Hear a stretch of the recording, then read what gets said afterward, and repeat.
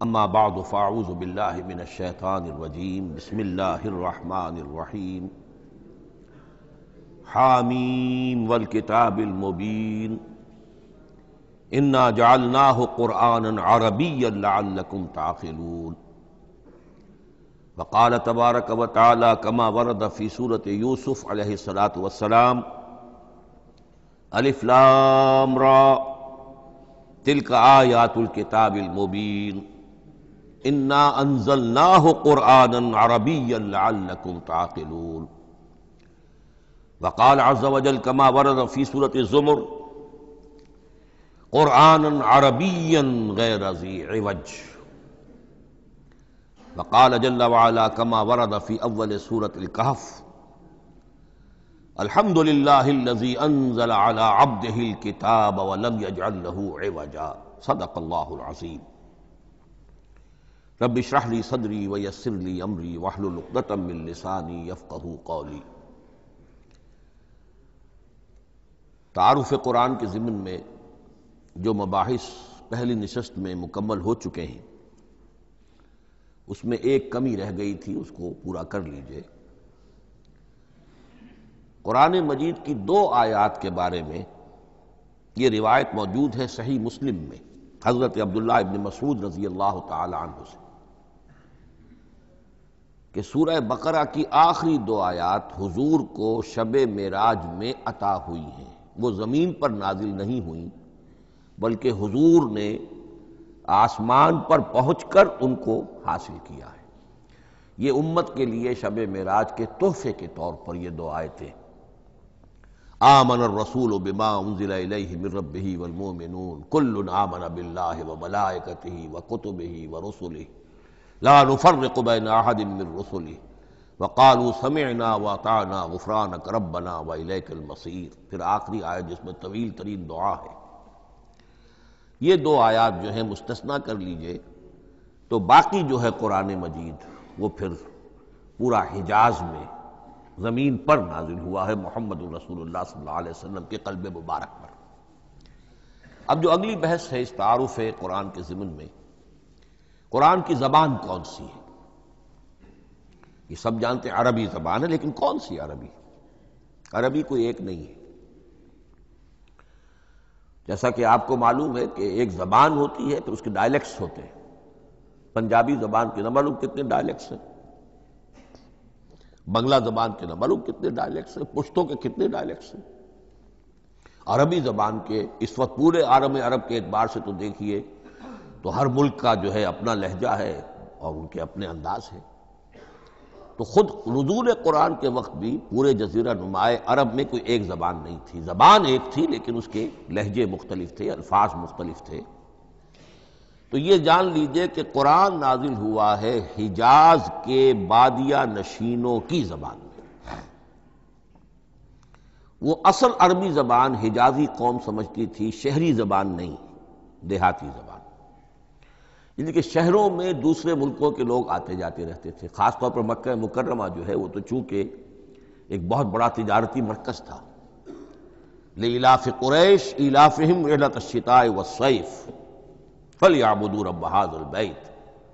ان کے قافلے جاتے تھے، آتے تھے، دوسرے تاجر بھی آتے تھے، تو ظاہر بات ہے کہ شہروں کے اندر تو پھر زبان جو ہے وہ مکسڈ ہو جاتی ہے، خالص نہیں رہتی۔ یہی وجہ ہے کہ قریش کے جو شریف گھرانے تھے، اونچے گھرانے تھے، وہ اپنے بچوں کو صحرا میں بھیج دیتے تھے کہ ان کی پرورش وہاں ہو، وہاں وہ خالص عربی زبان سیکھیں، ان کی زبان جو ہے پولیوٹڈ نہ ہو۔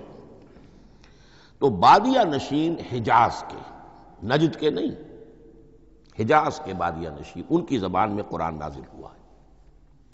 یہ آیتیں اس سے پہلے بھی سامنے آ چکی ہیں سورہ زخرف کی، انا جعلناہ قرآنا عربیا لعلکم تعقلون۔ ہم نے اس اپنے کلام قدیم کو عربی زبان کا جامہ پہنایا ہے۔ انا انزلناہ قرآنا عربیا، یہ سورہ یوسف کی آیات، ہم نے اتارا ہے اسے قرآن عربی بنا کر، قرآنا عربیا لعلکم تعقلون۔ سورہ زمر میں قرآنا عربیا غیر ذی عوج، یہ عربی مبین میں ہے، صاف ستھری دھلی ہوئی عربی زبان جس میں کہیں کوئی ٹیڑھ نہیں ہے، کوئی ایچ پیچ نہیں ہے۔ اور یہی پھر سورہ کہف میں جو ایک ترانہ حمد اللہ نے ہمیں سکھایا ہے کہ میرے اس انعام عظیم پر میرا شکر ادا کیا کرو، تو کن الفاظ میں الحمدللہ الذی انزل علی عبدہ الکتاب ولم یجعل لہ عوجا۔ تو یہ عربی مبین جو ہے اگرچہ اصلاً ہے بادیہ نشین حجاز کے، البتہ یہ کہ عرب کے دوسرے قبائل کے بھی ان کی زبانوں کے بعض الفاظ اس میں آئے ہیں۔ اس سے آگے بڑھ کر یہ کہ بعض معرب الفاظ بھی ہیں۔ ہندی زبان کا کوئی لفظ اس نے عربی کا جامہ پہن لیا، فارسی زبان کا کوئی لفظ اس نے عربی کا جامہ پہن، وہ بھی قرآن میں بعض ہیں، استثناءات ہیں یہ۔ جیسے سنگ گل، یہ فارسی زبان کا لفظ ہے، سنگ گل، وہ سجیل بن کر قرآن مجید میں آ گیا ہے۔ حجارۃ من سجیل، یہ جو الم تر کیف فعل ربک باصحاب الفیل سورہ فیل میں ہے، سنگ گل کا سجیل بنا۔ اس طرح کے کچھ اور الفاظ بھی ہیں، لیکن یہ سمجھیے کہ ایکسیپشنز پروو دی رول، یہ استثناءات ہیں، قاعدہ اپنی جگہ پر قائم رہے گا کہ یہ حجاز کے بدوؤں بادیہ نشینوں کی جو زبان تھی اس میں قرآن نازل ہوا ہے۔ اس قرآن کے بارے میں، اس کی زبان کے بارے میں جو چند پہلو سامنے رہنے چاہیے، فصاحت اور بلاغت کی معراج، یہ میں بعد میں قرآن کے وجوہ اعجاز پر جب بحث کروں گا کہ یہ کس کس اعتبار سے معجزہ ہے، تو وہاں زیادہ تفصیل سے یہ بات آئے گی کہ عربی زبان کی فصاحت اور بلاغت کی معراج ہے۔ آپ کو معلوم ہے کہ آج بھی دنیا میں یہودی بھی ہیں جن کی مادری زبان عربی ہے، عیسائی بے شمار ہیں جن کی مادری زبان عربی ہے، ان کے ہاں بھی عربی ادب کی چوٹی کی کتاب جو پڑھائی جاتی ہے وہ قرآن ہے۔ یہ انہیں ماننا پڑتا ہے کہ عربی ادب کی جو آخری کتاب ہے، چوٹی کی کتاب ہے، وہ یہی ہے۔ یہودی بھی پڑھائیں گے، جیسے آپ انگریزی زبان پڑھنی ہے، سمجھنی ہے، تو شیکسپیئر کے بغیر آپ کیسے سمجھیں گے؟ اب وہ تو ایک سٹینڈرڈ ہے۔ اسی طریقے سے یوں سمجھیے کہ عربی زبان عربی ہونے کے اعتبار سے کلام اللہ ہونا اس پر ان کا ایمان نہیں ہے، لیکن یہ کہ عربی زبان کے اعتبار سے اس کی فصاحت اور بلاغت کا لوہا وہ مانتے ہیں۔ پھر اس میں ایک خاص ملکوتی غنا ہے، ڈیوائن میوزک، صوتی آہنگ ہے، عذوبت ہے، مٹھاس ہے۔ لاہور میں ایک صاحب ہیں جو پروفیسر ہیں فونیٹکس کے پنجاب یونیورسٹی میں، وہ کہتے ہیں میں ثابت کر سکتا ہوں کہ جتنے بھی آج دنیا میں اصول ہیں صوتی، یہ خود اپنی جگہ ایک بہت بڑی سائنس ہے، اس کے اعتبار سے میں ثابت کر سکتا ہوں کہ بلند ترین موسیقی قرآن مجید میں ہے، ملکوتی غنا۔ اسی لیے قرآن مجید کو اچھی سے اچھی آواز میں پڑھنے کی تاکید آئی ہے۔ زینوا القرآن باصواتکم، قرآن کو اپنی آوازوں سے مزین کرو۔ اسی طریقے سے من لم یتغن بالقرآن فلیس منا، جو قرآن مجید کو اچھی سے اچھے طریقے پر پڑھنے کی کوشش نہیں کرتا وہ ہم میں سے نہیں ہے۔ اسی طرح کے واقعات بھی ہوئے ہیں۔ حضرت ابو موسیٰ اشعری رضی اللہ تعالی عنہ، وہ بہت خوش الحان تھے، تو ایک روز حضور سفر رات کے وقت کہیں گشت پر تھے، جا رہے تھے ان کے مکان کے قریب سے، تو وہ اس وقت رات کی نماز میں قرآن پڑھ رہے تھے، تو حضور وہاں کافی دیر تک کھڑے ہو کر سنتے رہے۔ ظاہر بات ہے کہ اس وقت کے مکان کیا ہوتے تھے، ایک ایک حجرہ ہوتا تھا، یہ کوئی کئی کنال کی کوٹھیاں تو نہیں ہوتی تھی کہ کیا پتہ چلے ان کے اندر کیا ہو رہا ہے۔ وہ تو حضرت ابو بکر کے مکان کے پاس سے گزرتے تھے تو ان کی تلاوت سنتے تھے، حضرت عمر کے مکان کے قریب سے گزرے ان کی تلاوت سنی۔ حضرت عمر بلند آواز میں پڑھتے تھے، حضرت ابو بکر بڑی پست آواز میں پڑھتے تھے۔ حضور نے پوچھا کہ تم ایسا کیوں کرتے ہو؟ حضرت عمر نے کہا میں اس لیے کرتا ہوں، زور سے پڑھتا ہوں کہ شیطان بھاگ جائے۔ حضرت ابو بکر نے عرض کیا کہ میں اس لیے پڑھتا ہوں کہ جس کو میں سنا رہا ہوں وہ سنتا ہے، اس کو بلند آواز کی ضرورت نہیں۔ حضور نے کہا کہ ابو بکر تم ذرا اونچی کر لو آواز، اور عمر تم ذرا پست کر لو، ایوریج میں لے آؤ۔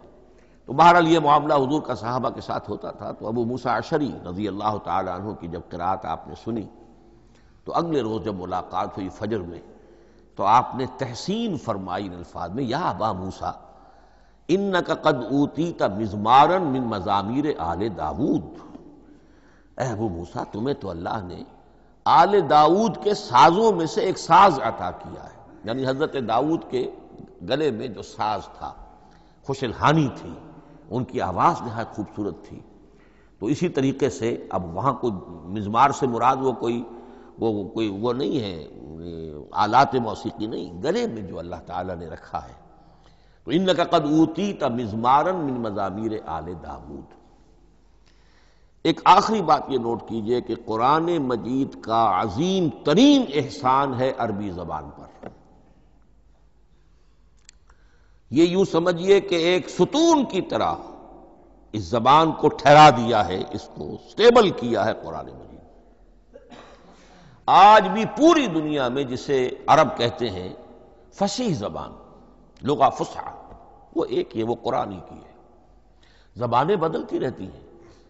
اردو 300 سال پہلے کی دکن میں جب شروع ہوئی، وہ آج آپ پڑھ بھی نہیں سکیں گے وہ کیا اردو تھی ولی دکنی کی۔ پھر وہ کیا کیا اس نے روپ بدلے ہیں، اب وہ اردو کس شکل میں ہے، فارسی کن کن شکلوں میں رہی ہے، مختلف انگریزی کتنی شکلیں بدل گئی ہیں، لیکن عربی قائم ہے۔ اس کے لیے جیسے کہ قرآن مجید میں آتا ہے کہ ہم نے پہاڑ زمین میں گاڑ دیے اس کو سٹیبلائز کرنے کے لیے، ان تمید بکم، تمہیں لے کر زمین ایک طرف کو جھک نہ جائے۔ تو جس طرح یہ پہاڑ جو ہیں سٹیبلائزنگ ایفیکٹ رکھتے ہیں اس زمین کے لیے، اسی طریقے سے قرآن سٹیبلائزر ہے عربی زبان کا۔ اس کے اندر جو ایک ٹھہراؤ اور جماؤ پیدا کیا ہے، یہ قرآن مجید کا احسان عظیم ہے۔ تعارف قرآن کے ضمن میں اگلی گفتگو، قرآن کے اسماء و صفات۔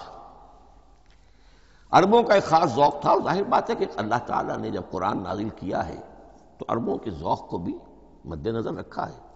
ان کا ذوق کیا تھا؟ جس چیز سے انہیں محبت ہوتی تھی اس کے وہ بہت سے نام رکھتے تھے۔ گھوڑے کے لیے ہزاروں لفظ مل جائیں گے آپ کو، شیر کے لیے 5000 الفاظ مل جائیں، تلوار کے لیے 5000 الفاظ مل جائیں، یعنی اس شے کی جو بھی صفت ہے اس صفت کے اعتبار سے ایک نام، کوئی اور صفت ہے اس صفت کو ایک اور نام۔ تو وہ صفاتی نام، اب جیسا کہ آپ کو معلوم ہے اللہ کے 99 نام صفاتی تو ہے نا، اللہ کی ایک صفت دوسری صفت، اسی کے اعتبار سے اس کے نام ہیں۔ قرآن مجید کے اسماء علامہ جلال الدین سیوطی رحمۃ اللہ علیہ نے 55 شمار کیے،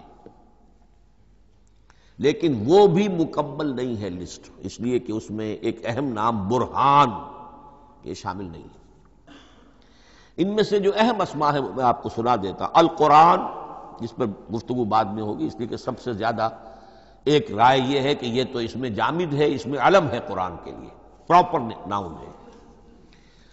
الکتاب، الذکر، الہدی، النور، الفرقان، کلام اللہ، الوحی، روحا من امرنا۔ پھر اس کی صفات کے اعتبار سے الکریم، الحکیم، العظیم، المجید، المبین، رحمہ، العلی، بصائر، بشرا، بشیر، نذیر، عزیز، قرآن عزیز، بلاغ، بیان، احسن القصص، احسن الحدیث، موعظہ، شفاء، مبارک، مہیمن، قیم، مثانیہ، متشابہ۔ یہ میں نے آپ کو 23 نام بتائے ہیں، لیکن یہ کہ علامہ جلال الدین سیوطی نے 55 گنوائے۔ لیکن جو بحث دلچسپ ہے وہ یہ ہے کہ جو اس کے لیے لفظ القرآن ہے، اس کے معنی کیا ہے اور یہ کس مصدر سے، کس مادے سے یہ لفظ بنا ہے۔ ایک رائے تو یہ ہے کہ یہ اس میں جامد ہے، یہ مشتق نہیں ہے، کسی مادے سے نکلا ہوا نہیں ہے۔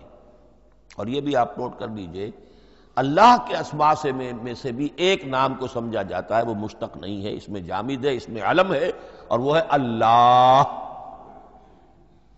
باقی سارے نام صفاتی ہیں، ایک نام، اس لیے اس میں ذات کہتے ہیں اس کو، اس میں ذات۔ لیکن یہ رائے متفق علیہ نہیں ہے، یہ کچھ لوگوں کی رائے ہے۔ ایک رائے یہ بھی ہے کہ یہ بھی اس میں علم نہیں ہے، یہ بھی مشتق ہے الہ سے۔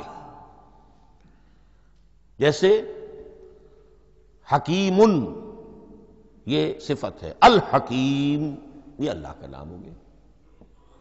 الہ ایک معبود، الالہ معبود برحق، الالہ وہ اللہ بن گیا، ایک رائے یہ۔ لیکن یہی اسی طریقے سے نوٹ کیجئے کہ قرآن مجید کے بارے میں بھی ایک رائے یہ کہ القرآن اس کا اسم علم ہے، پراپر ناؤن ہے، یہ جامد ہے، یہ مشتق نہیں ہے، کسی اور مادے سے نکلا نہیں۔ لیکن جو اکثریت کی رائے ہے، جس پر تقریباً اجماع ہے، وہ یہ ہے کہ نہیں، یہ اس میں جامد نہیں، اس میں مشتق ہے۔ لیکن پھر دو رائے ہیں کہ مادہ کیا ہے۔ ایک قرن قاف را نون اور ایک قرا قاف را حمزہ، یہ دو مختلف مادوں کے بارے میں رائے ہے کہ قرآن ان سے نکلا ہے۔ قرن کہتے ہیں کسی چیز کا قریب ہو جانا، جڑ جانا، مل جانا۔ یہ حج کی جو تین شکلیں ہیں، حج تمتع ہے، حج قران ہے اور حج افراد ہے۔ قران کیا ہے؟ ایک ہی احرام میں عمرہ بھی اور حج بھی دونوں کو جمع کر لیا جائے تو یہ حج قران ہے۔ اسی سے قران الصعدین کا لفظ استعمال ہوتا ہے۔ قرینہ اور قرائن جو ہے اسی سے الفاظ۔ امام فرا کی رائے یہ ہے کہ قرن سے یہ قرآن بنا ہے، اس لیے کہ اس میں بھی اللہ تعالیٰ کی آیات جمع ہو گئی۔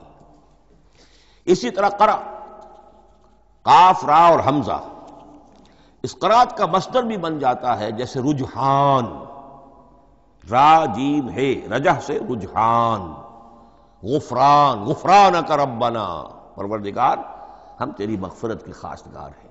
اسی طرح قرآن قرأ سے بنا ہے۔ مفعول جو ہے وہ مصدر کے معنی میں آ جاتا ہے، یعنی پڑھی جانے والی شے۔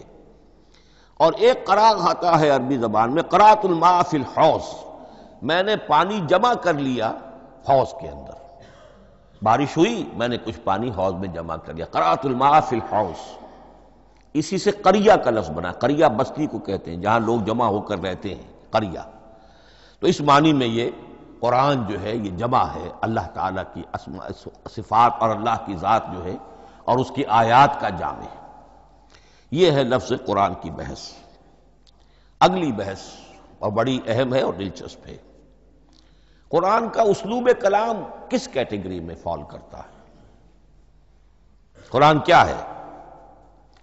ایک شے کی تو سختی سے نفی کی اللہ نے، یہ شعر نہیں ہے۔ وما علمناہ الشعر وما ينبغی لہ، سورہ یاسین۔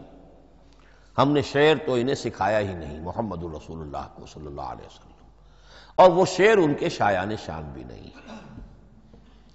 شاعروں کے بارے میں سورہ شعراء میں چونکہ بالعموم شاعروں کے بارے میں جو بات کہی گئی ہے، وَالشُّعَرَاءُ يَتَّبِعُهُمُ الْغَاوُونَ أَلَمْ تَرَ أَنَّهُمْ فِي كُلِّ وَادٍ يَهِيمُونَ إِنَّهُمْ يَقُولُونَ مَا لَا يَفْعَلُونَ إِلَّا الَّذِينَ آمَنُوا۔ استثناء تو ہے کہ اچھے لوگ بھی ہوتے ہیں، لیکن اکثر و بیشتر شعراء کا معاملہ یہی ہے، ان کی پیروی کرتے ہیں وہی لوگ کہ جو حد سے گزرنے والے ہوتے ہیں، لاؤبالیانہ انداز والے لوگ، غیر سنجیدہ لوگ پیروی کرتے ہیں۔ خود وہ بھی زمین و آسمان کے قلابے ملاتے ہیں، کبھی ادھر کی بات کبھی ادھر کی بات۔ اور تیسری بات یہ کہ عام طور پر جو کہتے ہیں وہ کرتے نہیں ہیں، انہم یقولون ما لا یفعلون۔ تو یہ شعر کی تو نفی کی گئی ہے قرآن مجید، جیسا کہ میں نے آپ کو سنایا تھا سورہ حاقہ کی آیات، انہ لقول رسول کریم وما هو بقول شاعر، یہ شاعر کا کلام نہیں۔ البتہ ایک بات نوٹ کیجئے، جسے آزاد شاعری، آزاد نظم کہا جاتا ہے،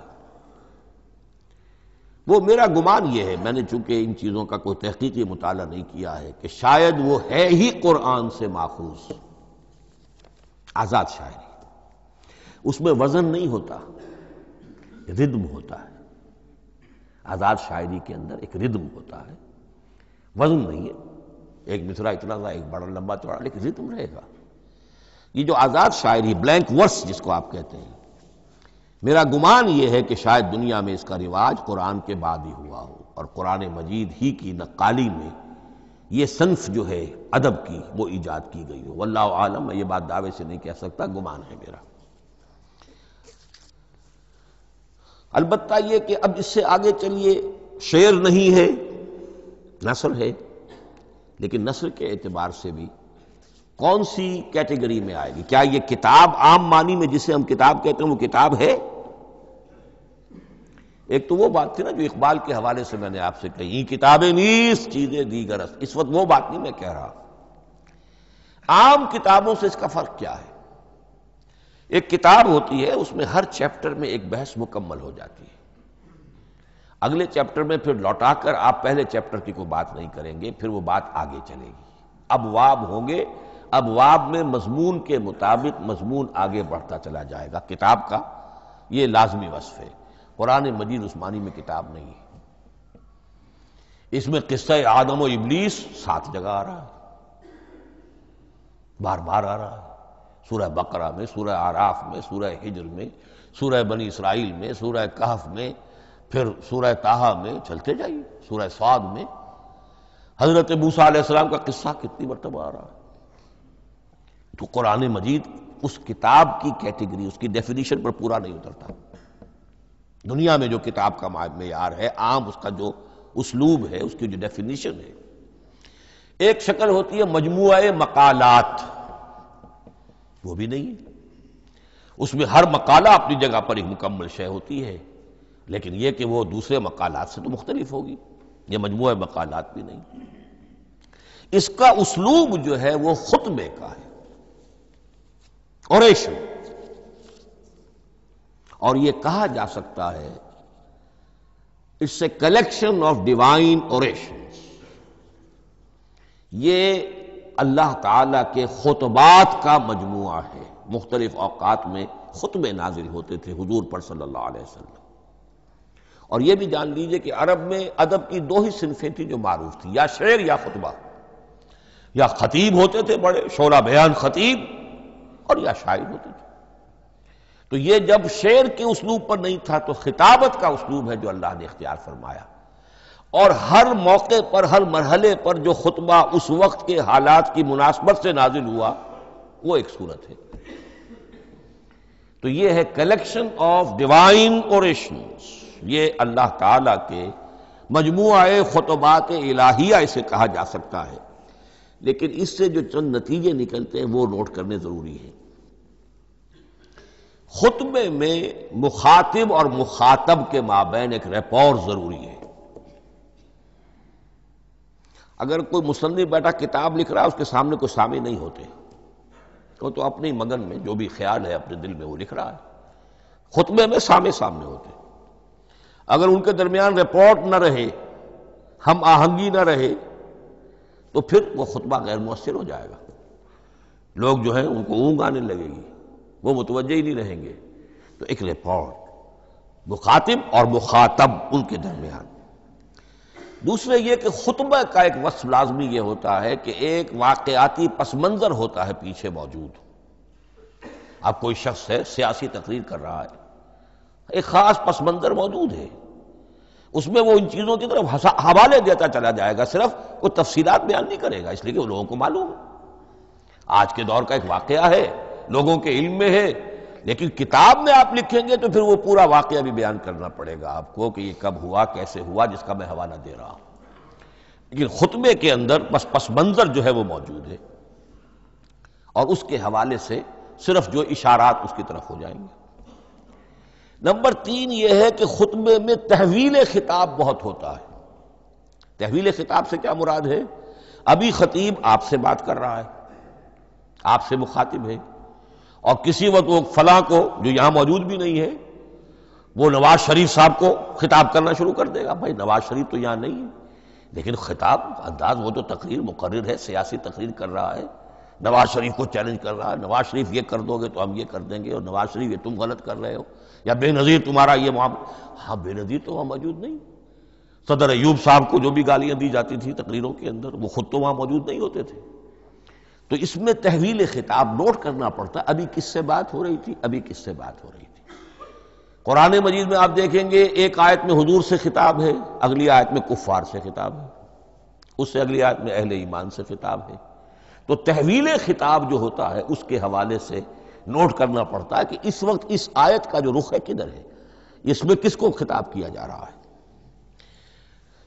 چوتھی بات یہ ہے کہ خطبے میں صرف عقل سے اپیل نہیں کی جاتی، جذبات سے بھی اپیل ہوتی ہے۔ اسی لیے خطابی انداز کہلاتا ہے، خطابی انداز میں لوگوں کے جذبات سے بھی اپیل کی جاتی ہے۔ جبکہ آپ ایک مقالہ لکھ رہے ہوں گے، اس میں جذبات کی بات نہیں آئے گی، ٹھنڈی ٹھنڈی عقلی باتیں، منطقی باتیں، دلیل صغرا کبرا جوڑیے، نتیجہ نکالیے، وہ لوگوں کے سامنے رکھیے، تصنیف ہے۔ لیکن خطبے کے اندر صرف عقل نہیں، جذبات سے بھی اپیل ہوتی ہے۔ اب یہ سارے اوصاف میں جو بیان کر رہا ہوں، یہ سب قرآن مجید میں بتمام و کمال بدرجہ اتم موجود ہیں۔ اور آخری بات یہ کہ خطبے میں، اور یہ کہ یہ چیز مشترک ہے غزل میں بھی اور قصیدے میں بھی اور خطبے میں بھی، اس کا اول و آخر بہت جامع اور مؤثر ہونا چاہیے۔ اسی لیے مطلع مقطع یہ خاص طور پر ہوتے ہیں نا۔ مقطع میں آپ پڑھی ہے سکون گسترانہ بات، جس غزل کا مطلع جاندار ہے اس کو آدمی پڑھے گا، اور اگر وہ مطلع پھسپھسا ہے وہ باقی نظم پڑھے گا ہی نہیں، چاہے آگے اس کے اندر بڑا عمدہ شعر بھی ہو وہ نہیں پڑھے گا۔ مطلع ہی جو ہے بے جان ہے، پھسپھسا ہے۔ پھر مقطع آخری جو شعر ہو، تو قصیدے میں بھی یہ ہے اور خطبے میں بھی یہ ہے۔ یہی وجہ ہے کہ قرآن مجید کی صورتوں میں اکثر و بیشتر شروع کی آیات اور آخری آیات انتہائی اہم ہوتی ہیں، بہت جامع ہوتی ہیں، جن کو کہا جاتا ہے کہ یہ سور جو ہیں ان کی ابتدائی آیات، خواتین اور پہلی آیات۔ اب سورہ بقرہ کی آیات شروع کی، پھر آخری جو ابھی میں نے آپ کو سنائی، یہی آل عمران کا معاملہ ہے، کس شان کے ساتھ وہ اٹھ رہی ہے۔ یہی سورہ حج کا ہر جگہ پر آپ دیکھیں گے ابتدائی جو ہے خطیب اگر ایسی بات، ایسا انداز اختیار کرے کہ اپنے سامعین کی توجہ کو اپنی طرف مبذول کرا دے، اگر شروع کا انداز ایسا نہیں ہے تو وہ بات آگے بڑھے گی نہیں۔ آخری بات یہ کہ خطبے میں ہمیشہ یہ ہوگا کہ ایک مین سپیکر جو ہے اس کی ایک بات سامنے ہے کہ میں نے یہ بات اپنے سامعین کے ذہن میں بٹھانی ہے، لیکن دائیں بائیں کی باتیں کرے گا، کوئی قصہ بھی سنائے گا، کوئی شعر پڑھے گا، کوئی اور کوئی لطیفہ بھی سنائے گا۔ ہمارے ہاں کے جو بہترین خطیب جو ہوتے تھے وہ احراری حضرات جو ہے بہترین خطیب ہوتے تھے، اور آپ نے سنا مولانا عطا اللہ شاہ بخاری رحمۃ اللہ علیہ، ان کی تقریریں 6 گھنٹے تک لوگ سنتے تھے۔ وہ کبھی رلا بھی رہے ہیں، کبھی ہنسا بھی رہے ہیں، عام آدمی تنقید بھی کرے گا کہ یہ کیا ادھر ادھر کی باتیں کر رہے ہیں، لیکن وہ پھر جب آخری تقریر ہوتی تھی تو جب تقریر ختم ہوتی تھی، جو بات وہ ذہن میں بٹھانا چاہتے تھے، دل میں اتارنا چاہتے تھے، وہ بیٹھ چکی ہوتی تھی۔ باقی یہ کہ ادھر ادھر کی چیزیں جو ہیں وہ آکسیلری چیزیں ہیں وہ رہتی ہیں۔ یہ ہیں 6 اوصاف خطبات کے، اور قرآن مجید کے اندر بھی یہ اوصاف کم و بیش موجود ہیں۔ قرآن کا اسلوب خطبے کا ہے۔ اب اگلی بحث پر آئیے، قرآن مجید کی ترکیب اور تقسیم، سنتھیسس اور ڈویژنز۔ اب اس میں سمجھیے کہ کلام جو ہے اللہ کا کلام ہے، کلام مرکب ہوتا ہے کلمات سے، کلمات حروف سے بنتے ہیں۔ عربی زبان کے حروف 28 یا 29 ہیں، الف اور حمزہ کو ایک ہی مانیں گے تو 28 رہ جائیں گے، الف علیحدہ حمزہ علیحدہ تو 29 ہو جائیں گے۔ یہ حروف جڑتے ہیں، لفظ بنتے ہیں۔ لفظ محمل بھی ہوتا ہے، لیکن کلمہ وہ کہلاتا ہے جو بامانی لفظ ہو۔ پھر ان کلمات کو آپ جوڑتے ہیں، یہ مرکب توصیفی بن گیا، مرکب اضافی بن گیا، مرکب عددی بن گیا، مرکب جاری بن گیا۔ پھر ان مرکبات کو جوڑ کر فقرہ بنتا ہے، جملہ بنتا ہے، کلام مفید جس کو کہا جاتا ہے۔ قرآن مجید کے اعتبار سے علامہ سیوطی نے مخصوص جو قرآن کی اصطلاحات ہیں ان کے حوالے سے ایک بات کہی ہے، لیکن واقعہ یہ ہے کہ قرآن کی اصطلاحات خود اپنی ہیں، دنیا کی دوسری کسی بھی اصطلاحات پر ان کو قیاس نہیں کیا جا سکتا۔ لیکن جاہز چونکہ قدیم تھے، انہوں نے قرآن مجید کو کہا یہ دیوان کی شکل رکھتا ہے، جیسے کہ حافظ کا دیوان، کسی اور کا دیوان۔ سورتیں جو ہیں وہ قصیدوں کی شکل میں ہیں، بیت شعر آیت ہے، قوافی جو ہوتے ہیں شعروں میں قافیہ وہ یہاں فواصل ہیں، آیت کے آخری حروف ایک دوسرے سے مشابہ ہوتے ہیں کہ جن سے پھر وہ صوتی آہنگ پیدا ہوتا ہے۔ الرحمن علم القرآن خلق الانسان علمہ البیان۔ اب یہ ایک فواصل جو ہے وہ جڑتے چلے جاتے ہیں، ان میں آہنگ پیدا ہوتا ہے۔ لیکن حقیقت کے اعتبار سے پہلی بات یہ نوٹ کیجئے، قرآن مجید کی اکائی ہے آیت، اسے نہ آپ جملہ کہہ سکتے ہیں نہ فقرہ کہہ سکتے ہیں۔ انگریزی میں ہمارا چونکہ بائبل کے لیے بھی جب ورس کا لفظ آ جاتا ہے تو انگریزی تراجم میں، انگریزی تحریروں میں، مقالوں میں ورس قرآن مجید کی آیت کے لیے لفظ آ جاتا ہے، ورس نمبر فلاں، بالکل غلط ہے۔ قرآن کی آیت یہ اس کا اپنی اصطلاح ہے، اپنا مفہوم ہے۔ لغوی مفہوم کیا ہے؟ نشانی۔ آیت نشانی، قرآن کی ہر آیت اللہ کے علم اور حکمت کی نشانی ہے۔ اب قرآن کی آیتیں نوٹ کیجئے، صرف حروف پر بھی مشتمل ہے، الف لام میم حروف مقطعات اور آیت بن گئی۔ وہ مرکبات ناقصہ پر بھی مشتمل ہے، والعصر مرکب جاری ہے، حرف جار، آیت ہو گئی۔ پورے جملے پر بھی مشتمل ہے، ان الانسان لفی خسر، ایک جملہ ہے، اور 10 جملوں پر بھی مشتمل ہے۔ اللہ لا الہ الا ھو الحی القیوم لا تاخذہ سنۃ ولا نوم لہ ما فی السماوات و ما فی الارض الی آخر الآیہ۔ آیت الکرسی کا انالیسس کیجئے، 10 جملے موجود ہیں اس میں۔ تو نوٹ کر لیجئے، یہ چیز توقیفی کہلاتی ہے، یہ کسی گرامر کے اصول پر نہیں ہے، کسی منطق کے اصول پر نہیں ہے۔ آیات قرآنیہ کی تعیین توقیفی ہے، یعنی حضور کے بتانے پر موقوف ہے۔ حضور نے بتایا والعصر، یہ آیت ہو گئی، آیت ہو گئی، ہم آیت مانیں گے۔ الف لام میم، آیت ہو گئی۔ قاف حرف ایک ہے، یہ آیت نہیں ہے۔ نون ایک حرف ہے، آیت نہیں ہے۔ قاف والقرآن المجید ایک آیت بنی، نون والقلم وما یسطرون ایک آیت بنی۔ تو اس طریقے سے اس کو کہتے ہیں توقیفی، موقوف علیہ ہے حضور کے بتانے پر۔ اب اس میں روایات کا اختلاف ہو سکتا ہے کہ حضور سے کوئی روایت یہ ہو کہ یہ ایک آیت بنی یا 2 آیتیں بنی۔ مثلا بڑی اہم مثال آپ کو دے رہا ہوں، سورہ مزمل کی جو دوسرا رکوع ہے، پورا دوسرا رکوع، وہ 1 آیت شمار ہوتا ہے۔ اور میرا بڑا گمان رہا بہت عرصے تک کہ یہ 1 آیت نہیں ہو سکتی، یہ مختلف اوقات میں نازل ہوئی ہیں، 2 اوقات میں نازل ہوئی ہے۔ اور یہ مجھے قول مل گیا علامہ سیوطی کے ہاں، حضرت عبداللہ ابن عباس رضی اللہ تعالی عنہما کا قول کہ یہ 2 آیتیں 1 نہیں۔ لیکن یہ کہ یہ ہوگا موقوف روایت پر، میں کوئی نہیں ہوں جو اسے قرار دے سکوں۔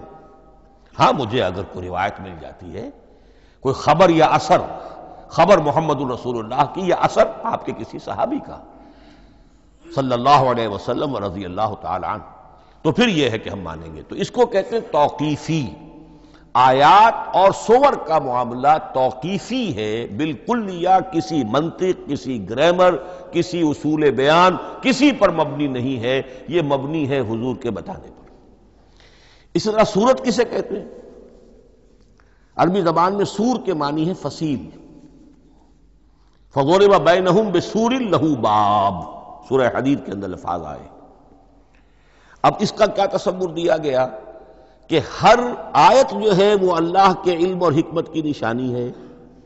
10 آیتیں، 20 آیتیں، 100 آیتیں، 285 آیتیں، 286 آیتیں جوڑ کر ایک فصیل باندھ دی گئی۔ یہ شہر حکمت خداوندی ہے۔ ایک نظم ہوتا ہے، جیسے آپ شہر کا ٹاؤن پلاننگ آج کا تو بہت بڑا فن ہے، بڑی اسپیشلائزیشن ہے، شہر کو پلان کرنا، اس کے اندر کیا کچھ ہونا چاہیے، کس طرح سے ہونا چاہیے۔ تو یہ سورت جو ہے یہ ایک یونٹ ہے قرآن مجید کی، اور اس کا جو لفظی معنی ہے فصیل، گویا کہ اس نے گھیرے میں لیا ہوا ہے ایک شہر معنی کو، علم و حکمت کے ایک شہر کے گرد یہ فصیل جو ہے پوری ہوئی ہے۔ اب اس میں نوٹ کر لیجئے جہاں تک، اچھا جیسے آیتیں چھوٹی بھی ہیں بڑی بھی ہیں، والعصر بھی آیت ہے اور الف لام میم بھی آیت ہے، اور جیسا کہ میں نے عرض کیا آیت الکرسی بھی آیت ہے۔ اس طرح سورتیں چھوٹی بھی ہیں بڑی بھی ہیں۔ سورۃ العصر 3 آیتیں، سورۃ الکوثر 3 آیتیں، سورۃ النصر 3 آیتیں، 3 ہی سورتیں 3 آیتوں پر مشتمل ہیں، 3 سے کم پر کوئی نہیں، 2 آیات کی کوئی صورت نہیں ہے۔ لیکن آگے آپ چلتے جائیے، اس کی بڑی سے بڑی تعداد سورہ بقرہ جو ہے سب سے بڑی ہے۔ تو آیت اور سورت کے علاوہ دور صحابہ میں صرف ایک لفظ اور تھا قرآن کی تقسیم کے ضمن میں، اور وہ تھا منزل یا حزب۔ منزل یا حزب 7 منزلوں میں یا 7 احزاب میں قرآن کو تقسیم کیا گیا، تاکہ جو شخص قرآن مجید ایک ہفتے میں ختم کرنا چاہے، ہر شب میں اکثر و بیشتر وہ لوگ رات کو ہی رات کی نماز میں قرآن پڑھتے تھے، ایک منزل پڑھ لے تو ہفتے میں پورا قرآن ختم ہو جائے گا۔ یہ حزب بھی ہے اور منزل بھی ہے، اور یہ چونکہ دور صحابہ میں تھا، یقیناً حضور نے بتایا ہوگا، اس میں آپ کو عجیب حسن نظر آئے گا۔ اس میں یہ نہیں کیا گیا کہ بالکل برابر برابر ساتھ کر دو بھائی، چاہے صورتیں ٹوٹ جائیں، صورتوں کی فصیل کوئی نہیں ٹوٹتی، اس میں صورتیں مکمل جو کہ تو آئیں گی۔ اور پھر یہ کہ عجیب بات ہے کہ سورہ فاتحہ کو اگر ایک طرف رکھ دیں، وہ قرآن کے دیباچے کی حیثیت رکھتی ہے، تو پہلی منزل میں 3 سورتیں، دوسری میں 5 سورتیں، تیسری میں 7، چوتھی میں 9، پانچویں میں 11، چھٹی میں 13 اور 17 اور 7ویں میں 65۔ یہ ہے کہ جو ان صورتوں کی ایک بڑی جیسے کہ ایک سیڑھی چڑھ رہی ہے، اور تقریباً مساوی ہو جاتے ہیں، کوئی 4.25 پارے ہے، کوئی 4.5 پارے ہے، کوئی 4.25 پارے، اس طریقے سے ہے تقریباً مساوی۔ لیکن آرٹیفیشل ایکویلٹی پیدا کرنے کے لیے، مصنوعی مساوات پیدا کرنے کے لیے صورتوں کی فصیلوں کو نہیں توڑا گیا۔ اس سے آگے چل کر جو پاروں کی تقسیم ہے وہ بہت بعد کی بات ہے، 30 پارے، اور اس میں آپ کو یہ ساری قباحتیں نظر آئیں گی۔ اس میں صورتوں کی فصیلیں توڑی گئی ہیں اور بڑے بھونڈے طریقے پر توڑی گئی۔ سورہ ہجر ایک آیت ادھر ہے، باقی ساری صورت جو ہے اگلے پارے میں فصیلیں توڑ دی گئی۔ معلوم ہوتا ہے کسی شخص کے پاس جو قرآن تھا مصحف، اس نے صفحے گنے، 7 سے 30 سے تقسیم کیا اور برابر صفحوں کے اندر وہ پارے بنا دیے۔ لیکن بہرحال دور صحابہ میں پاروں کا کوئی ذکر نہیں تھا، یہ بات کی بات ہے۔ دور صحابہ میں آیت، سورت اور حزب۔ اسی طریقے سے طویل سورتوں کو جو رکوعوں میں تقسیم کیا گیا، یہ بھی بات کی بات ہے۔ لیکن یہ جو تقسیم کیا گیا ہے سورتوں کو رکوعوں کی شکل میں، 35 سورتیں تو قرآن کی ایسی ہیں چھوٹی ہیں جو ایک ایک ہی رکوع پر مشتمل ہے۔ آخری پارے کی 37 صورتیں ہیں، پہلی 2 کی جو 2 رکوع ہے، باقی سب کے سب جو ہے وہ ایک ایک رکوع شمار ہوتا ہے۔ لیکن رکوع کیوں کیے گئے؟ لمبی صورتوں میں سے اگر کچھ حصہ پڑھنا ہے نماز میں، سورہ بقرہ پوری تو نہیں پڑھ سکتے آپ ایک رکعت کے اندر، تو اس کا وہ حصہ پڑھا جائے جس میں ایک مضمون پورا ہو جائے، مضمون نہ ٹوٹے، تاکہ وہاں پر رکوع کرے آدمی کہ جہاں پر کہ وہ مضمون ایک اعتبار سے مکمل ہو گیا۔ تو رکوع سے رکعت ہے، رکوع ہے، اس رکعت کے اندر ایک حصہ اتنا پڑھا جائے تاکہ مضمون جو ہے وہ خوبصورت رہے اور اس کا سلسلہ برقرار رہے۔ یہ تقسیم بھی اگرچہ بہت ہی ایک بدنام شخص ہے ہماری تاریخ کا، حجاج ابن یوسف، یہ اس کی ہوئی تقسیم ہے یا اس نے کرائی ہے، بہرحال اس کی طرف منسوب ہے، اور یہ بات ماننی پڑتی ہے کہ بڑے گہرے غور و فکر سے تقسیم کی گئی ہے، الل ٹپ نہیں ہے، بلکہ اس کے لیے واقعتاً غور کر کے جہاں وہ مضمون ختم ہوتا ہے، کہیں کہیں آپ اختلاف کر سکتے ہیں اور آپ کو حق حاصل ہے، اس لیے کہ یہ چیزیں توقیفی نہیں ہیں، یہ حضور کی بتائی ہوئی نہیں ہے، نہ رکوعوں کی تقسیم۔ اب سعودی عرب میں جو قرآن مجید چھپ رہے ہیں ان میں حزب ہو گئے ہیں، یعنی ہر پارے کو پارے برقرار رکھ کر 8 حزب بنا دیے انہوں نے، 4 حزب بنا دیے اور پھر نصف حزب کر کے 8 حصے کر دیے۔ تو یہ چیزیں جو ہمارے ہاں رکوع تو پاروں سے ادھر ادھر ہو جاتے ہیں، پارا بدل گیا رکوع وہی چل رہا ہے، اس لیے کہ رکوع میں مضمون کو پیش نظر رکھا گیا ہے، جبکہ پارے میں مضمون کو نہیں سامنے رکھا گیا۔ تو رکوع کا معاملہ جو ہے چاہے وہ حجاج ابن یوسف ہی نے کیا ہے، لیکن یہ کہ بہرحال وہ بہت صحیح ہے، اکثر و بیشتر کہیں کہیں آپ اس سے اختلاف کر سکتے ہیں۔ تو یہ تو اس کا ہم نے آپ کے سامنے رکھا سنتھیسس۔ اب اگلا موضوع ہے ترتیب و تدوین کیسے ہوئی۔ ان علینا جمعہ و قرآنہ، ہمارے ذمے ہے اس کو جمع بھی کرنا اور پڑھوانا بھی، اور پڑھوانے میں ترتیب آ جائے گی لازماً۔ لیکن یہ کہ ایک بات تو اس میں بالکل متفق علیہ ہے، جس میں کسی شک و شبے کی گنجائش نہیں، قرآن کی ترتیب نزولی اور تھی، ترتیب مصحف اور ہے۔ ترتیب مصحف میں سورہ فاتحہ کے بعد سورہ بقرہ ہے، سورہ بقرہ نازل ہوئی ہے مدنی دور میں جا کر، پھر سورہ آل عمران ہے وہ بھی مدنی ہے، سورہ نساء ہے وہ مدنی ہے، سورہ مائدہ ہے وہ مدنی، پھر آئی ہے سورہ انفال اور سورہ توبہ۔ یہ سورہ انفال تو مدنی نہیں، سورہ انعام اور سورہ اعراف یہ ہے کہ جو مکیات ہیں، یہ کہ بھی مکی دور کی بھی آخری زمانے کی ہے۔ ابتدائی جو مکی صورتیں وہ سب سے آخری حصے میں ہیں، 29واں پارہ اور 30واں پارہ۔ تو ترتیب نزولی اور تھی، ترتیب مصحف اور ہے، اس میں تو کسی شک و شبے کی گنجائش نہیں۔ لیکن ہمارے ہاں اہل تشیع نے اس چیز کو بہت اچھالا ہے۔ ان میں سے بعض گروہ ایسے ہیں جن کا کہنا یہ ہے کہ اصل قرآن جو ہے وہ ترتیب نزولی کے مطابق تھا، یہ ترتیب تو عثمان نے کر دی رضی اللہ تعالی عنہ۔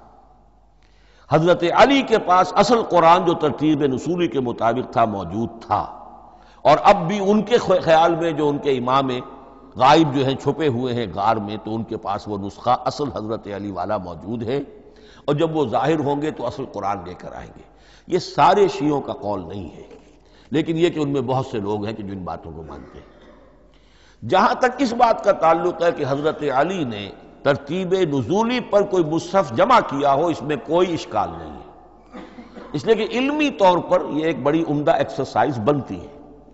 ایک زمانے میں میں بہت کوشش کرتا رہا ترتیب نزولی سے، اس لیے کہ ترتیب نزولی سے سیرت نبوی اخذ ہوتی ہے، پہلے کیا نازل ہوا، پھر کیا نازل ہوا، پھر کیا نازل ہوا۔ در حقیقت اگر آپ ترتیب نزولی سے قرآن مرتب کر دیں تو وہ سیرت النبی بن جائے گی۔ تو اس کو سمجھنے کے لیے ایک زمانے میں نے بڑی محنت کی ہے، لیکن ایک تو یہ کہ وہ یقین سے وہ باتیں ملتی نہیں ہیں، بعض روایات ہیں لیکن یہ کہ پھر بھی آپ یقین سے نہیں کہہ سکتے۔ اکثر و بیشتر قرآن مجید میں لکھا بھی ہوتا ہے، ترتیب کے موٹی موٹی چیزیں معلوم ہیں نزولی ترتیب کی، لیکن یہ ہے کہ یقین کسی بات پر نہیں۔ تو پہلی بات یہ ہے کہ ہمارے نزدیک، اہل سنت کے نزدیک، اصل جو حجت ہے دین میں وہ ترتیب مصحف ہے۔ یہی ترتیب جو اس وقت مصحف عثمان کی ہے رضی اللہ تعالی عنہ، یہی ترتیب ہے لوح محفوظ کی، یہی ترتیب ہے ام الکتاب میں، یہی ترتیب ہے کتاب مکنون میں۔ اب اس کے سمجھیے کہ اس کی تدوین کن مراحل میں ہوئی۔ سب سے پہلے اس کے جو مراحل ہے 3، خود نبی اکرم صلی اللہ علیہ وسلم کے زمانہ مبارک میں جمع اور ترتیب یہ ہو گئی، لیکن کتابی شکل میں نہیں، ما بین الدفتین نہیں۔ حضور نے لوگوں کو پڑھ کر سنایا، اس ترتیب سے سنایا جس ترتیب سے یہ مصحف میں اب موجود ہے، اور ہر رمضان میں حضرت جبرائیل دورہ کرتے تھے حضور کے ساتھ، جتنا کہ قرآن اس وقت تک نازل ہو چکا ہوتا تھا، اور آخری رمضان مبارک آپ کی حیات طیبہ کا جو تھا اس میں 2 مرتبہ پورے قرآن کا دورہ ہوا۔ تو دورہ قرآن بغیر ترتیب کے تو نہیں ہو سکتا۔ تو یہ ترتیب حضور کی ہوئی ہے، توقیفی ہے، اور حضور ہی نہیں اللہ کی ہوئی ہے۔ یہی ترتیب لوح محفوظ میں، کتاب مکنون میں اور ام الکتاب میں ہے، اور یہ ترتیب حضور دے کر گئے ہیں صحابہ کرام کو۔ حفاظ تھے، کتنے حفاظ جو ہیں جنگ یمامہ میں شہید ہو گئے، تبھی تو خیال آیا کہ اس کو کتابی شکل میں بھی مرتب کیا جائے۔ لیکن کتابی شکل میں جسے کہتے ہیں 2 گتوں کے درمیان ایک کتاب مجلد، اس صورت میں جہاں تک میں تحقیق کر سکا ہوں اور جہاں تک ہمارے اکثر و بیشتر لوگوں کی رائے ہے، حضور کے زمانے میں یہ اس طریقے سے ما بین الدفتین، 2 گتوں کے مابین ایک کتاب کی شکل میں قرآن موجود نہیں تھا۔ لوگوں کے سینوں میں محفوظ تھا، جیسے محمد الرسول اللہ کے سینے میں محفوظ تھا۔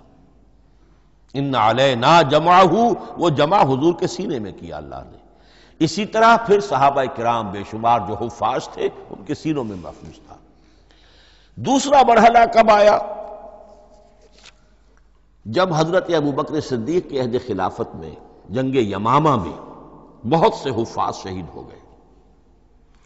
اب ایک تشویش پیدا ہوئی، ایسا نہ ہو کہ قرآن ضائع ہو جائے، لہذا اسے کتابی شکل میں مرتب کر لینا چاہیے۔ اس کے لیے پھر بہت سے صحابہ نے حضرت ابوبکر کو اپروچ کیا کہ جتنے قراء ہیں، جتنے کاتبین وحی ہیں، ان سب کو آپ جمع کیجئے اور جمع کر کے اس قرآن مجید کو ایک کتاب کی شکل میں جمع کر لیں۔ حضرت ابوبکر شروع میں بہت ریلیکٹنٹ رہے، بہت ریلیکٹنٹ رہے۔ ان کا ایک خاص مزاج تھا، اتباع رسول کا جذبہ انتہا درجے کا۔ جو کام حضور نے نہیں کیا میں کیسے کروں؟ اگر تو یہ کام واقعی کرنے کا تھا تو حضور کرتے، میں کیسے کروں؟ لیکن یہ کہ جب صورتحال بہت لوگوں کی طرف سے دباؤ پڑا کہ نہیں یہ کر لینا چاہیے، ان کے سامنے بھی حکمت آ گئی، تو پھر انہوں نے اتفاق کرتے ہوئے جتنے بھی کاتبین وحی تھے ان سب کی ایک کمیٹی بنائی اور ان کو کہا کہ اب اس قرآن کو مرتب کر کے ایک کتابی شکل دے دی جائے۔ وہ کتابی شکل حضرت ابوبکر کے دور میں ہو گئی۔ تیسرا مرحلہ کیا ہے؟ یہ کتابی شکل میں جب قرآن مجید آ گیا اور شروع میں یہ اجازت تھی کہ ہر قبیلے، ہر علاقے کے لوگ اپنے لہجے میں پڑھ لیں۔ اب پنجابی ہمارا مسلمان جو ہے وہ چاقو کو کاچو کہے گا تو وہ لکھے ہوئے کو بھی چاقو کو کاچو پڑھ کے نکلے جائے گا۔ تو مختلف لہجوں میں ہونے سے وہ ان کا جو ہے قرآن مجید بدل رہا تھا، کوئی کسی طرح پڑھ رہا ہے، کوئی کسی طرح پڑھ رہا ہے۔ اب اس کی تشویش ہوئی حضرت عثمان کے زمانے میں، جب دور بہت پھیل گیا، اسلام کا دائرہ، دارالاسلام کی وسعت بہت ہو گئی کہ اس طرح اگر یہ لوگ پڑھیں گے اور اپنے اپنے لہجے کی وجہ سے اب اس لہجے میں شکل بدل بھی جاتی ہے لفظ کی۔ کاچو کو کاف الف چے واو لکھنا شروع کر دیں گے پھر کہ کاچو سنا ہم نے، تو چاقو تو سنا ہی نہیں۔ تو ایک لفظ ہے چاقو لکھ رہا ہے اور ایک کاچو لکھ رہا ہے، تو چاقو اور کاچو میں فرق ہو گیا۔ لہذا اس وقت پھر جو کام کیا گیا وہ یہ کہ ایک ہی رسم تحریر، رسم کتابت، رسم الخط میں قرآن مجید کے نسخے تیار کیے گئے۔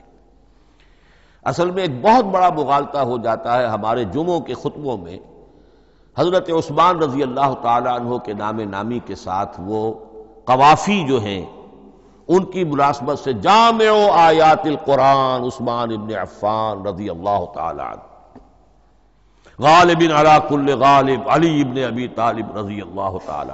اب یہ جو جوڑتے ہیں قافیے، تو حضرت عثمان کے نام کے ساتھ یہ قافیہ جوڑ دیا، اس سے لوگوں کو مغالطہ بھی ہوا اور دشمنوں نے ایکسپلائٹ کیا کہ اس کا مطلب یہ ہے کہ قرآن تو جمع ہوا ہے حضرت عثمان کے زمانے میں، اور حضرت عثمان کے زمانے میں اور حضور کے زمانے میں کم و بیش 15 سال کا فصل تو ہو چکا، گویا کہ قرآن مرتب ہی ہوا ہے حضور کے انتقال کے 15 برس بعد۔ پھر حضرت عثمان کی شخصیت کو خاص طور پر جو سبائی فتنہ اٹھا تھا اس نے ایک ڈسپیوٹڈ پرسنالٹی بنا کے رکھ دیا ہے، نہیں معاذ اللہ، کوئی شک نہیں، لیکن یہ کہ ایک فتنہ اٹھا، فتنۃ الکبریٰ، اور حضرت عثمان رضی اللہ تعالیٰ عنہ کو انہوں نے بدنام کیا، لہذا اس کے نام سے اور بٹا لگ گیا، یہ مصحف عثمان ہے۔ یہ ہے اصل میں وہ حماقتیں کہ جو ہوئی ہیں ہم سے، یہ قافیے ملانے کی وجہ سے، حالانکہ حضرت عثمان کی شان جو ہے وہ در حقیقت جامع آیات القرآن نہیں ہے، جامع الامت علی رسم واحد، پوری امت کو ایک رسم الخط پر جمع کرنے والی شخصیت حضرت عثمان کی ہے۔ مثلا اب دیکھیے مالک یوم الدین کس طرح لکھیں گے؟ میم لام اور کاف، میم الف اور لام اور کاف لکھیں گے آپ، یہ غلط ہو جائے گا۔ میم پر کھڑا زبر ہوگا اور اس کو مالک پڑھیں گے، میم پر اگر کھڑا زبر نہیں ہے پڑھا زبر ہے تو ملک پڑھیں گے، اور قراتوں میں یہ دونوں موجود ہے، ملک یوم الدین بھی ہے اور مالک یوم الدین بھی ہے۔ اگر آپ نے میم الف لکھ دیا ایک قرات نکل گئی، اب وہ اس میں آ ہی نہیں سکتی، وہ تو مالک ہی پڑھا جائے گا۔ یہ زیر زبر بھی جو لگے ہیں قرآن مجید میں، یہ بھی حجاج ابن یوسف کے زمانے میں لگے، اس سے پہلے نہیں تھے۔ اور یہ رموز و اوقاف، یہ آیتوں کے نشان اور یہ وقفہ بیچ میں، یہ بھی حجاج ابن یوسف کے زمانے کی چیزیں ہیں۔ ورنہ عربوں کے لیے تو ان کی اپنی زبان تھی، انہیں ان چیزوں کی ضرورت ہی نہیں تھی۔ آپ کو معلوم ہے پرانے زمانے کے جو منشی ہوتے تھے، انشاء پرداز، وہ جب خط لکھتے تھے تو اس میں نقطے وغیرہ نہیں لگاتے تھے۔ جس کو خط لکھا جا رہا ہے وہ توہین سمجھے گا کہ شاید مجھے جاہل سمجھا کہ نقطے بھی لگا کے بھیجا جا رہا ہے خط پر، گویا کہ میں تو سمجھ ہی نہیں سکتا بغیر نقطوں کے۔ تو یہ جو ہے پرانے جو شکستہ خطوط لکھے جاتے تھے ان کا یہ انداز تھا، لہذا کوئی نقطے وغیرہ نہیں تھے، یہ بھی بعد میں لگے۔ تو ملک یوم الدین، مالک یوم الدین، اس کی رسم آئے گا میم لام کاف، کھڑا زبر ہے مالک یوم الدین اور ویسے پڑا زبر ہے ملک یوم الدین۔ یہ رسم الخط ہے جس پر کہ حضرت عثمان رضی اللہ تعالی عنہ نے پوری امت کو جمع کر دیا، اور اس کے نسخے تیار کرا کے، مختلف روایات میں آتا ہے 5 یا 7 نسخے تھے، ایک مدینہ منورہ میں رکھا اپنے پاس، اور اسی پر ان کے خون کے دھبے بھی ہیں، اور وہ نسخہ قرآن مجید کا اب استنبول کے اندر ہے، ٹاپ کاپی کا جو عجائب خانہ ہے، عجائب گھر ہے، جس میں جہاں نوادرات کے ساتھ ساتھ حضور کے بھی کچھ تبرکات اور جمع ہیں، وہاں وہ نسخہ موجود ہے۔ اس میں انگلی جو کٹی تھی حضرت نائلہ جو ان کی اہلیہ تھیں، جب وار کیا گیا ہے حضرت عثمان پر، قرآن پڑھ رہے تھے، انہوں نے روکا اپنے ہاتھ سے تو ان کی انگلی کٹی اور اس کے خون کے قطرے جو ہیں وہ مصحف پر آئے۔ تو یہ وہ قرآن، پھر انہوں نے ایک مکہ مکرمہ میں، ایک دمشق میں، ایک کوفے میں، ایک یمن، ایک بحرین، ایک بصرہ، مختلف جگہوں پر وہ آفیشل ورشن قرآن کا صرف رسم الخط اسکرپٹ کے اعتبار سے۔ لیکن اب پھر نوٹ کر لیجئے، قرآن مرتب ہو چکا، مدون ہو چکا دور نبوی میں، لیکن کتابی شکل میں نہیں، سینوں میں محفوظ۔ دور خلافت ابی بکر میں وہ کتابی شکل میں لایا گیا، اور اس کے لیے پھر بحث ہوئی کہ اب اس کا نام کیا رکھا جائے۔ اس کے لیے کئی نام تجویز ہوئے، سفر بھی، انجیل بھی، وغیرہ وغیرہ، لیکن پھر اس کو حضرت عبداللہ ابن مسعود رضی اللہ تعالی عنہ نے اہل حبشہ سے استشہاد کرتے ہوئے مصحف نام رکھا، مصحف۔ یہ مصحف بن گیا حضرت ابو بکر کے زمانے میں، لیکن مصحف کی قرأت کے جو فرق ہو رہے تھے تو وہ لکھنے کے اندر بھی فرق آنا شروع ہو گیا۔ اس کو دور کیا حضرت عثمان نے، اس کا آفیشل ورشن تیار کروایا، ایک رسم الخط پر پوری امت کو جمع کر دیا، باقی جو نسخے تھے انہیں آپ نے پھر ضائع کر دیا، تاکہ کوئی اور یہ نہ رہے کہ اب یہ بھی ایک تھا پرانا نسخہ نکل آیا، اس میں تو یہ لفظ اس طرح لکھا ہوا ہے۔ تو جامع الامت علی رسم واحد، ایک ہی رسم الخط پر پوری امت کو جمع کرنے والی شخصیت وہ حضرت عثمان کی ہے رضی اللہ تعالی عنہ۔ بہرحال یہ نوٹ کیجئے کہ یہ مرحلہ بھی حضرت عثمان کے زمانے میں، تو یوں سمجھیے کہ حضرت عثمان کا پورا عہد بھی آپ جوڑ لیں تو آپ کی جو شہادت ہے وہ تقریباً یوں سمجھیے کہ حضور کے انتقال کے وہ 25 برس بعد ہے، گویا ربع صدی کے اندر اندر حضور کے انتقال کے بعد، چوتھائی صدی کے اندر اندر سارے مراحل طے ہو گئے۔ یہی وجہ ہے میں نے شروع میں آپ کو بتایا تھا کہ پوری دنیا یہ مانتی ہے کہ آج جو قرآن مسلمانوں کے پاس ہے یہ ہے وہی جو محمد عربی صلی اللہ علیہ وسلم نے اپنی امت کو دیا تھا۔ یہ دوسری بات ہے کہ ہم سمجھتے ہیں کہ محمد عربی صلی اللہ علیہ وسلم کو یہ اللہ کے کلام کی صورت میں حضرت جبرائیل نے پہنچایا تھا، وہ اس کو نہیں مانتے، لیکن یہ حصہ اس کا ماننے پر مجبور ہے کہ وہ اصل قرآن اپنی اسی انٹیگریٹی کے ساتھ، اپنے پوری پیور، اس کا جو بھی ہے ٹیکسٹ پیور ہے، اور اس کی انٹیگریٹی میں کوئی شک و شبہ کی گنجائش نہیں ہے کہ یہ وہی شے ہے جو محمد نے اپنی امت کو عطا فرمائی تھی صلی اللہ علیہ وسلم۔ ایک آخری بات، چل میرے پاس 3 منٹ ہیں، یہ جو میں نے آپ کو ترتیب بتائی تھی قرآن کی، آیتیں، سورتیں، پھر حزب، اب اس میں ایک شے نوٹ کر لیجئے۔ آیت اللہ تعالیٰ کے علم و حکمت کا ایک نمونہ ہے، آیتوں کو جوڑ کر جب سورت بنائی تو آیتوں کے اندر جو ربط ہے، اس ربط آیات سے ایک اور معنی ایک اور حکمت کا دروازہ کھلتا ہے۔ جیسے موتی ہے، ہر موتی بڑا خوبصورت ہے، لیکن جس ترتیب سے آپ نے پرویا، اس کو دھاگے میں ہار بنایا، اس ترتیب سے اس کا حسن دوبالا ہو جائے گا۔ ہر موتی کا اپنی جگہ پر ایک حسن ہے، لیکن اس ترتیب کی وجہ سے اس کے حسن کا ایک اور پہلو ظاہر ہوگا۔ اسی طرح قرآن مجید کی صورتوں میں ربط آیات بہت اہم ہے۔ ایک مرکزی مضمون ہوتا ہے ہر صورت کا، مرکزی مضمون، عمود، اور اس کے گرد وہ ساری آیتیں اس طریقے سے گھوم رہی ہوتی ہیں، جڑی ہوئی ہوتی ہے، جیسے کہ ایک دھاگے کے اندر پروئے ہوئے موتی ہوتے ہیں کہ جس کی جو ہار کی شکل اختیار کرتے ہیں۔ دوسری بات یہ، اکثر اور بیشتر صورتیں قرآن مجید میں جوڑوں کی شکل میں ہیں۔ ایک مضمون کا ایک پہلو اس جوڑے کے ایک فرد میں، اور دوسرا پہلو اسی کا دوسرے فرد میں۔ جیسے معوذتین، دو صورتیں ہیں، مضمون ایک یہ تعوذ، معوذتین۔ الزہراوین، سورہ بقرہ سورہ آل عمران کو کہا گیا الزہراوین، حضور نے فرمایا دو نہایت تابناک صورتیں، بڑی روشن صورتیں۔ جیسے آپ دیکھیں گے یا ایھا المدثر یا ایھا المزمل قم اللیل الا قلیلا یا ایھا المدثر قم فانذر، ایک ہی طرح کا اٹھان ہے، حضور سے خطاب ہو رہا ہے۔ سورۃ الضحیٰ، سورۃ الانشراح، یہ تمام جوڑوں کی شکل میں۔ اسی طرح سورہ طلاق، سورہ تحریم، یا ایھا النبی اذا طلقتم النساء فطلقوہن لعدتہن یا ایھا النبی لم تحرم ما احل اللہ لک تبتغی مرضات ازواجک۔ شوہر اور بیوی کے درمیان تعلق یا تو اتنا گہرا ہو جاتا ہے کہ ایک دوسرے کے لحاظ میں وہ حدود خدا بندی ٹوٹنے لگے، بیوی کی وجہ سے آپ نے کسی حرام شے کو حلال کر لیا یا حلال کو حرام کر لیا، بیوی کو ناپسند ہے وہ شے، تو حضور سے ذرا سا یہ ہو گیا تھا معاملہ۔ اپنی ازواج مطہرات حضرت عائشہ اور حضرت حفصہ رضی اللہ تعالی عنہما، ان دونوں کی رضا جوئی کے لیے وہ خاص قسم کا شہد ہے، قسم کھا لی آپ نے کہ میں اسے استعمال نہیں کروں گا۔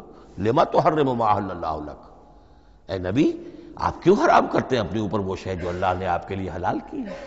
تبتغی مرضات ازواجک، اپنی بیویوں کی رضا جوئی میں۔ یہ ایک انتہا ہوئی۔ دوسری انتہا کیا ہے؟ میاں اور بیوی میں اتنا بودھ ہو جائے کہ طلاق تک نوبت آ جائے۔ تو سورۃ التحریم ایک انتہا کو بیان کر رہی ہے، سورہ طلاق اگلی اس کے ساتھ جڑی ہوئی وہ دوسری انتہا کو بیان کر رہی ہے۔ سورہ صف حضور کے مقصد بعثت کو بیان کر رہی ہے، سورہ جمعہ آپ کے طریقہ کار کو بیان کر رہی ہے۔ اس طرح قرآن مجید کی اکثر و بیشتر صورتیں جو ہیں وہ جوڑوں کی شکل میں ہیں۔ میرا خیال یہ ہے کہ وقت ختم ہو گیا ہے، اس مضمون کا تھوڑا سا حصہ باقی ہے، وہ انشاءاللہ میں اگلی نشست میں لوں گا۔ بارک اللہ لی ولکم فی القرآن العظیم ونفعنی وإیاکم بالآیات والذکر الحکیم۔